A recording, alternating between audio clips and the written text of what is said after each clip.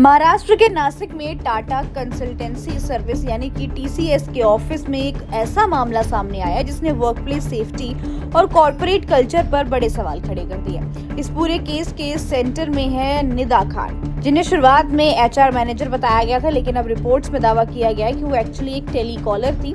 कहानी यही खत्म नहीं हुई है। निदा खान पर एलिगेशंस है कि कंपनी के अंदर जबरदस्ती, धर्म परिवर्तन और सेक्सुअल हैरेसमेंट जैसे सीरियस केसेस में उनका रोल को लेकर सवाल उठ रहे हैं। मामला सामने आते ही वो फरार हो गई थी और अब खबर है कि उनकी लोकेशन मुंबई में ट्रेस हुई है। और इसी बीच एक और ट्विस्ट आया है। आपको बता दें, निदा खान ने कोर्ट में एंटीसेप्टरी बेल के लिए एप्लीकेशन दी है और उसमें अपनी प्रेगनेंसी को मेजर रीजन बताया। अब इस केस में पुलिस और एसआईटी एक्टिवली इन्वेस्टिगेट कर रही है। अब तक 7 लोगों को गिरफ्तार किया जा चुका है, जिनमें से 6 पुरुष हैं और एक महिला एचआर हेड शामिल है। लेकिन असली सवाल ये है कि आखिर इस कॉर्पोरेट सेटअप में ऐसा क्यों हो रहा था। अकॉर्डिंग टू द एम्प्लॉयज, फरवरी 2022 से मार्च 2026 के बीच कई इंसिडेंट्स हुए।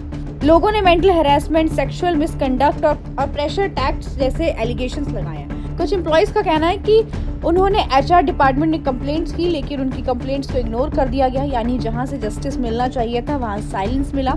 सबसे डिस्टर्बिंग एलिगेशन ये थे कि आरोपी ने शादी का झूठा वादा करके एक महिला एम्प्लॉय के साथ रिलेशनशिप बनाया और बाद में उसका मिसयूज किया।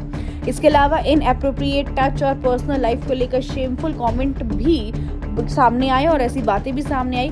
ये केस सिर्फ एक कंपनी का तक लिमिटेड नहीं था, ये एक बिगर इशू को हाईलाइट करता है। वर्कप्लेस सेफ्टी, कॉर्पोरेट ऑफिसर्स में अक्सर हम प्रोफेशनलिज्म और पॉलिसीज की बात करते हैं, लेकिन ग्राउंड रियलिटी क्या है? क्या एम्प्लॉयज ट्रूली सेफ हैं? क्या कंप्लेंट सीरियसली ली जाती है या फिर पावर डायनामिक्स के चलते आवाज दबा दी जाती है? इस पूरे मामले में अभी भी इन्वेस्टिगेशन जारी है और कई फैक्ट्स अभी सामने आने बाकी हैं, लेकिन एक बात क्लियर है, ये सिर्फ न्यूज नहीं है, एक वेकअप कॉल है। हर वर्कप्लेस को सेफ, रिस्पेक्टफुल और ट्रांसपेरेंट होना चाहिए, क्योंकि जॉब सिर्फ सैलरी नहीं है, डिग्निटी और सिक्योरिटी भी है। अब देखना ये है कि इस केस में विक्टिम को जस्टिस मिलेगा या ये भी बाकी कंट्रोवर्सीज की तरह धीरे धीरे फेड हो जाएगा। फिलहाल वीडियो में इतना ही। ऐसे एंटरटेनमेंट से जुड़ी खबरों के लिए देखते रहिए फिल्मी बीट।